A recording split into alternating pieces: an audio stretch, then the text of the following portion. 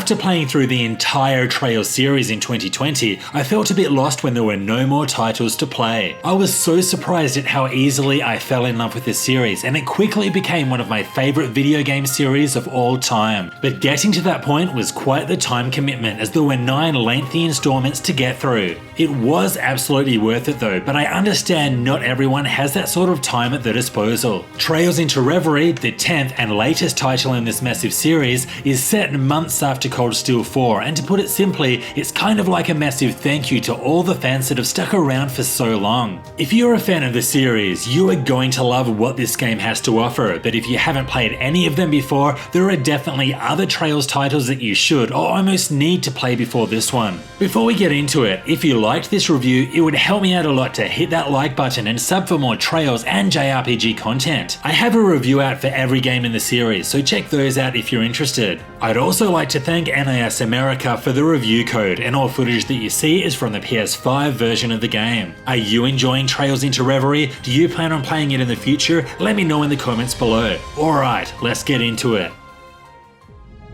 If you've played the later Cold Steel games, you have a very good idea what to expect in terms of the look, feel, and the combat in Trails into Reverie. The interfaces and visuals look identical as it uses the same game engine. Not only this, but the vast majority of locations and systems are all reused and offer little in the way of innovation. The next game in the series, Kuro no Kiseki, uses a brand new game engine and is set in an entirely new location, and I cannot wait to see how that one goes. The large majority of voice actors also make a return. Ren, for instance, features a new actress, but when you think about it, it is a huge ask to retain every single voice actor from this massive cast for such a long period of time. Speaking of voice acting, Reverie still has the problem of partially voiced scenes. During most story scenes, there will be a mix of written text and voice dialogue. Sometimes there is actually one single voiced line just thrown in the middle. This has always been one of my biggest criticisms of the series, as the inconsistency here feels so unnatural. I really hope this is addressed in the future. But at least the soundtrack is once again amazing. There are loads of bangers here, and it's crazy how consistently good the Trails music has been over the course of 10 games. Hats go off to the Falcom sound team once again. So, Trails into Reverie is the 10th game in the series, and jumping into this one first is not recommended. This series has so many characters and so much has happened in the past, and just about everything is likely to go right over your head if you don't have experience playing the series. I mean, I binged on them a few years ago, but my memory was still a bit foggy in many areas. The dialogue does help you catch up on characters and events of the past, so for me, I was frequently going, oh yeah, that's right. To put it simply, Trails into Reverie is basically meeting up with loads of your old friends that you haven't seen in years. It's like a thank you to fans for playing the previous titles, but if you're jumping in cold, then good luck. You will be so confused in every way. Trails into Reverie takes place 5 months after the Great Twilight from Cold Steel 4. The game's prologue sees Lloyd Bannings and the SSS oust the Imperial forces from Crossbell to reclaim its independence. Shortly later, the independence ceremony is crashed by none other than Rufus Elberea, who overpowers the city and claims himself as the new supreme leader. This sets the rest of the game in motion, which takes place in the state of Crossbell and certain areas around Erebonia. Now, the unique thing about Trails into Reverie is how the story is structured. You will constantly be switching between 3 different lead characters, which reminds me of the Trinity Sight system of Suikoden 3. First we have Lloyd Bannings from the SSS, who is the main protagonist of the Crossbell games. Then we have Reen Schwarzer, the main character of the Cold Steel games. And finally, the mysterious C, whose identity remains a mystery through the early parts of the game. All 3 of these stories are completely different, but the characters do often cross paths, and the goals they complete will have something to do with the overarching issues of the game. The overall narrative is really strong, and I was hooked through the majority of the story, wanting to know more. Occasionally, you'll be given the choice as to which story to play, but most of the time there are barriers in place, meaning the order that you progress will be pretty similar to mine. At one point in C's path, for instance, you have to wait for your crepes to be made, but that's only going to happen when you've reached a certain point in Lloyd and Reen's chapters. I really enjoyed playing the game from multiple points of view, but Reverie's structure is nowhere near as elaborate as something like 13 Sentinels, and to be honest, not being able to manually switch at all wouldn't have really impacted my enjoyment of the game. At the end of the day, the story, the characters, and the world building is my favourite thing about the series, and Trails into Reverie certainly delivers. This is typical Trails. It can be slow at times, the highs are very high, the massive cast are mostly back, and in C's chapters there are a few new interesting faces along the way. As much as I love this cast that we already have, I am looking so forward to starting fresh in a new country with new characters. Yep, I think it's time. The trick to torture, you see, is that you've got to take it really slow. They'll need to think that they'll be able to handle the pain. Make it small and steady, then wear them down bit by bit as you inflict more and more.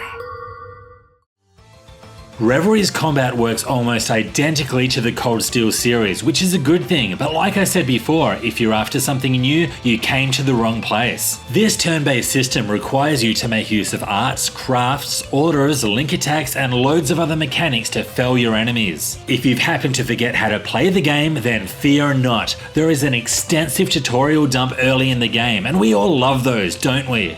The only new mechanic this time around is the United Fronts, which can be used during battle to unleash devastating attacks or to heal your party. While this is a nice little feature, I don't really think that Reverie needed this mechanic since the system already offered enough, having been continually evolving since the first Cold Steel title. Even if there is little innovation here, the combat system remains awesome and provides loads of different approaches to each battle. One of my favourite things about RPGs is the journey. Characters starting off weak with few options in battle but eventually growing into beasts able to save the world. Things don't exactly go that way in Reverie. From the very start of the game, your characters start at level 100, fully equipped with a load of crafts and arts. You know, all the ones that you've been using in all of the previous games. While you still do learn new crafts and strengthen existing ones, the fact is that you already feel like a powerhouse, and this totally makes sense given the history of the characters and the events that have already taken place. Each chapter also changes up the party members that accompany Rain and Lloyd, meaning that many characters don't stick around for long. For example, you could customize the quartz and equipment, turning Risha into an evade tank, only to not be able to use her again until late in the game. There are over 50 playable characters coming and going who are already powerful, and as a result, you never have that feeling of being on a journey with them and watching them grow in strength. Don't get me wrong, this can also be really cool and part of the game's appeal, but I know some people won't be a fan of this. The exception here is C's story, which features a new cast of characters with fewer abilities to start with. Both learning about these new characters and customizing them in battle was one of the reasons why C's path was my favourite of the three. In terms of difficulty, you're certainly given options, 6 options in fact, which made me feel like a bit of a noob when I chose normal. The funny thing is that while most of the game was easy for me, there were a few boss fights that had an enormous difficulty spike, with the first prologue boss being one of the most difficult in the game. You can change the difficulty at any time, so find something that suits you.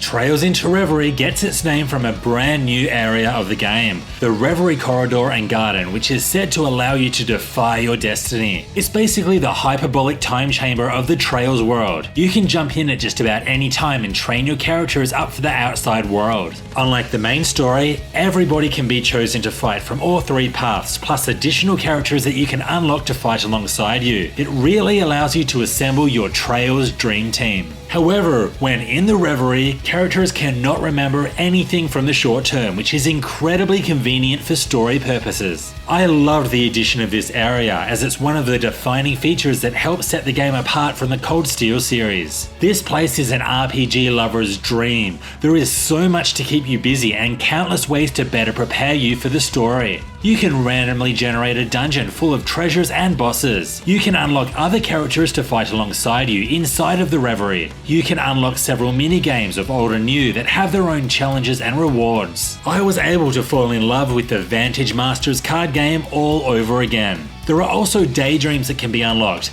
These are basically character-specific story sequences that further flesh out this large cast. Yep, these work much like the doors from Sky the Third, however, they weren't as good this time around in my opinion. Everything that you do here is linked to missions that reward you with Reverie points and Phantasm shards. These currencies can both be exchanged for benefits such as increasing your max Brave points or adding additional support slots when working through Reverie's dungeons. The amount that you can do here was really great, and it was easily my favourite new addition that this latest Tales title had to offer.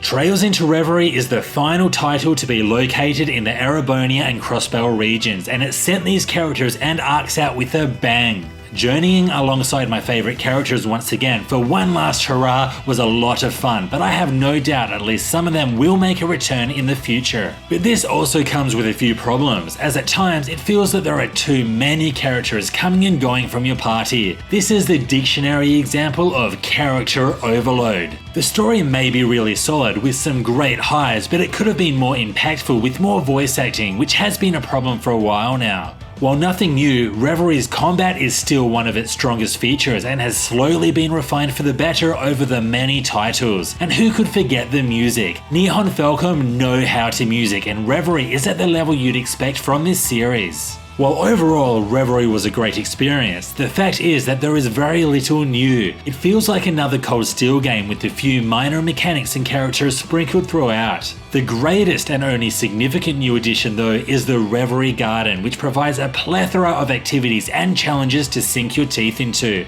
What did you think of Trails into Reverie? Do you agree with what I said? Let me know in the comments below. This was Hellfire RPGs, thanks for watching. If you liked this video, hit that like button and sub for more Trails and other JRPG content coming soon. Also, feel free to check out some of my other reviews and content from this amazing series. See you next time.